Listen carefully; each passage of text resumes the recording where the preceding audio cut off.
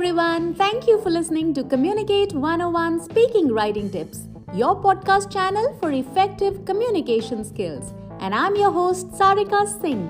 On this podcast, I talk to you about becoming an effective communicator, be it in branding communications, how to pitch to clients, creative writing skills, how to speak, when to speak, tips to avoid and handle those goof-ups, how to break the ice and start conversations, and everything else that walks through my mind.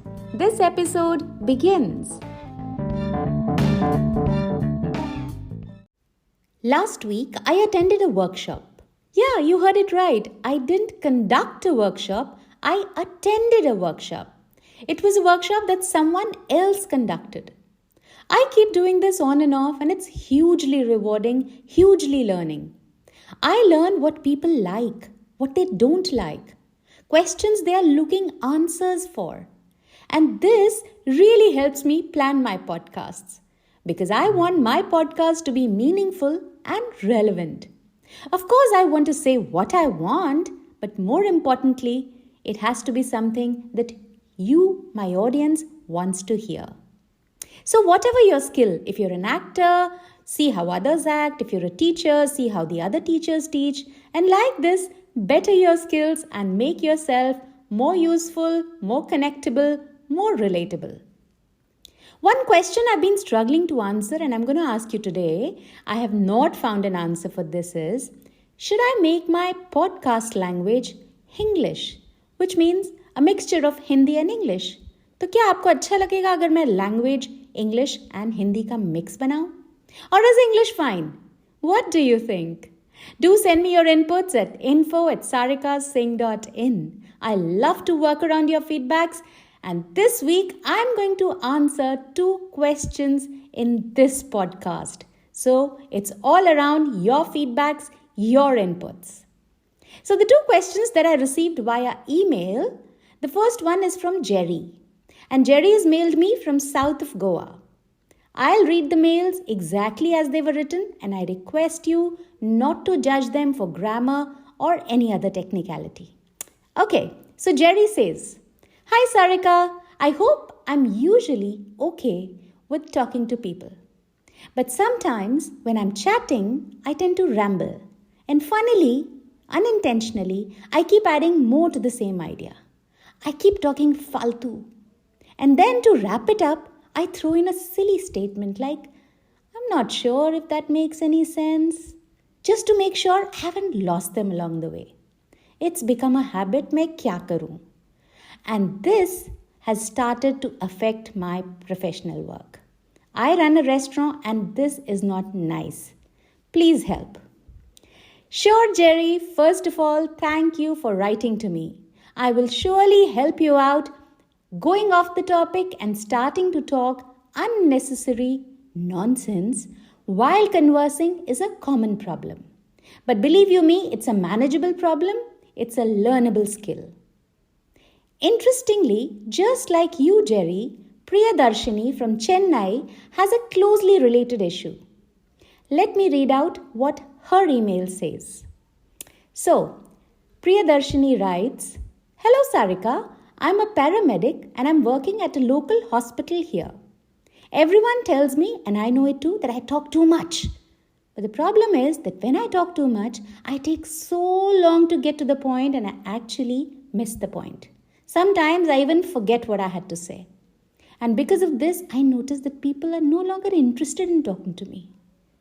I talk too much when I'm really stressed or if I'm under some kind of pressure. Then I start talking something which is completely irrelevant. And I keep babbling. Can you give me some tips on how to get to the point quicker and make sure I don't irritate people? I feel for you, Jerry. I feel for you, Priyadarshini. And I feel for each one of you, my lovely listeners, who struggle to get to the point, who go off track while speaking. And as they say, who waffle in British English and who ramble. Even I used to do this big time. If I can master it, believe you me, you can too. It's a habit that needs to be reined. And here's the thing. When you can't get to the point, you're risking damaging your credibility. your message, your reputation. And let's face it, if you can't communicate effectively, if you start to ramble, you will not be entrusted with important tasks at work. For example, if your boss wants to pitch to clients, he is not going to ask you. If somebody needs to give a presentation, you'll not be asked to give the presentation because you tend to ramble. So if you're aiming for that promotion, it's time to learn how to rein in your verbosity. Since I know this is a common concern and many of us struggle with rambling one time or the other, I've dedicated my today's podcast to answer Jerry's and Priyadarshini's questions. This episode has 2 parts because obviously I have so much to share, and I promise not to ramble. And rather, I'm going to share some very effective tips in this episode. In the following week, next week, I'm going to show you a scientific method that some smart scientists have decoded to handle this common problem of rambling. So don't forget to hit the bell icon and follow the podcast so that you don't miss out the scientifically proven method how not to ramble coming up next week. At the end of the episode, I promise to share a special bonus tip from my personal closet, a special tip that is extremely handy and worth trying out and something that has magically controlled my habit of rambling. Let's dive in. Have you ever walked out of a meeting or maybe a conversation, just a chat, and just face palmed your forehead? Like smacked your forehead with your palm and said, "Ye main kya bol gaya? What rubbish was I saying? Why did I keep droning on and on like that? What was I even talking?" It's happened, right?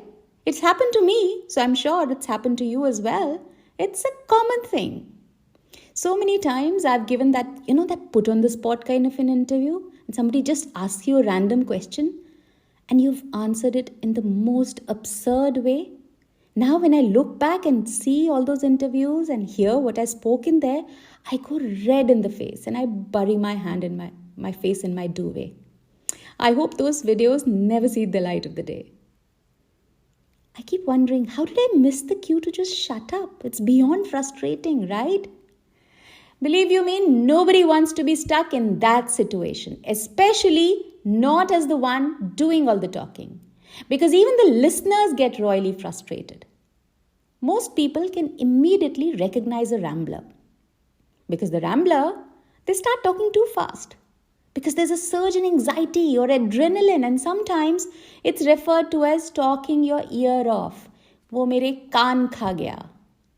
Let's diagnose the reason first why we ramble so that we can put a stop to it. So for most of us, the sweet and simple reason behind our tendency to ramble is simply because we love speaking. I do.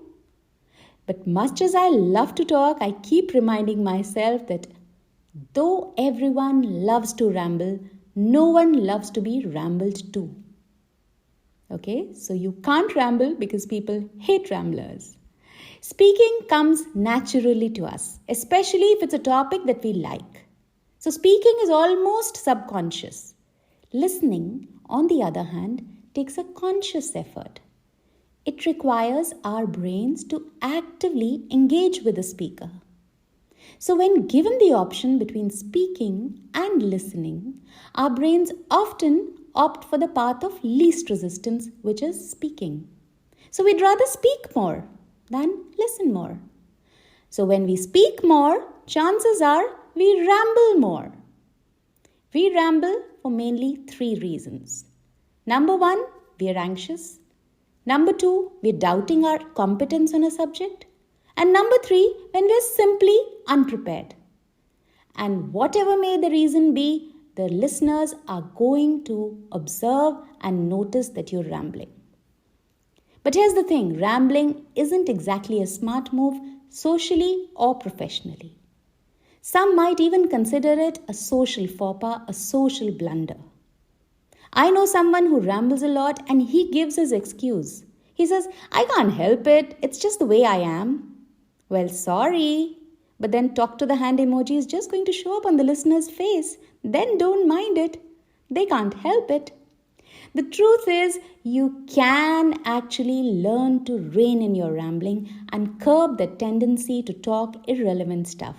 It's learnable, it's not rocket science, and we'll learn it right here, right now. What is this rambling that I'm rambling about? A British friend of mine, like they say British friend of mine, put it in very posh, sophisticated English. His definition goes, and I quote, "Rambling is like a reflection of the whirlwind of thoughts swirling around in your mind, playing a symphony when you're trying to get a point across." What? Exactly my thoughts. In simple British language, rambling, or as the British call it, waffling, is a habit of saying run-on sentences that contain several independent clauses in a row to the point that they sound clumsy and exhausting. To me, rambling is just faltu talk, extra talk, which is often meaningless in any conversation. So Jerry and Priyadarshini, your struggle is a common struggle and it's going to be over right here, right now.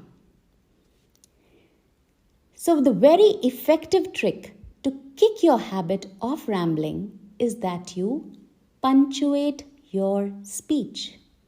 Yes, you heard it right. Just like you punctuate your sentences. Punctuate your speech with commas and exclamations, question marks, colons, semicolons, full stops, period. It's essential to pause as per the punctuation mark in that statement, especially after a new thought.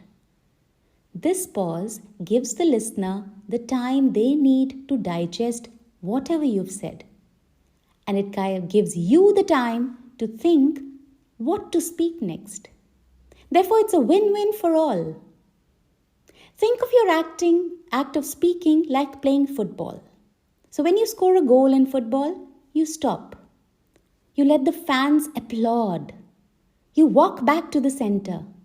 And then the game restarts. Likewise, when you're speaking, pause. Take a deep breath. Count to 5 and gather your thoughts. Experts say the simple 3 to 5 second pause can help you regain focus and rein in your urge to overtalk. It will also allow the listener to either agree or disagree or understand your point before you move on to the next thought or the next idea. The punctuation pauses can come before, after, or even both before and after important words. And punctuating your speech is crucial, believe you me, for good, effective communication and ensuring that others understand what you're saying.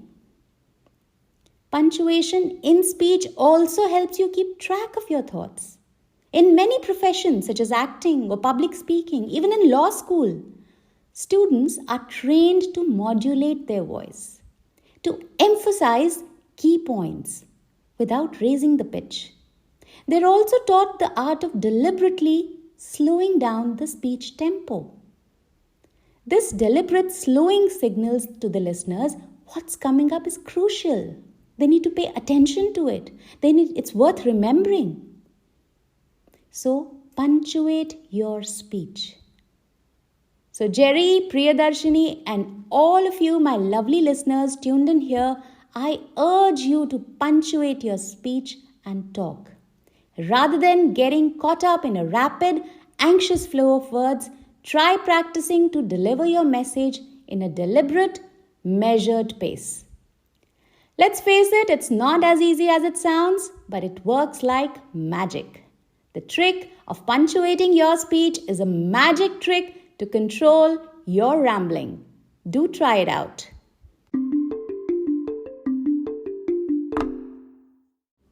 So you thought I forgot what I promised? Of course not. Before we wrap up for today, it's time for the bonus tip you've been waiting for. So are you ready? Brace yourself. So the trick is pay attention to your crutch words. Crutch words? What are crutch words? So, crutch words are the filler words we use when we're not sure what to say next. And we all have them. They usually just fluff and they don't add anything meaningful to our speech. Are you not sure what your crutch words are? I'll show you a trick to find that out. So, record yourself speaking on any random topic, impromptu, and listen back. You'll start to notice there are some phrases, some words you rely on when you're stuck. These are your crutch words. You hold on to them when you're trying to speak. So when you hear yourself about to drop a crutch word in your conversation, wrap it up and shut it down. Boom! No more rambling. Let me know how the tips I shared worked for you to control your rambling. Keep learning how to better your communication and keep writing to me what you would like me to help you out with next. I keep trying to make my podcast around your questions to answer your problems. So what are you waiting for? Shoot me a question whether on my Insta handle, which is communication_coaching, or my website, which is communicate101.com. Stay blessed and communicate better.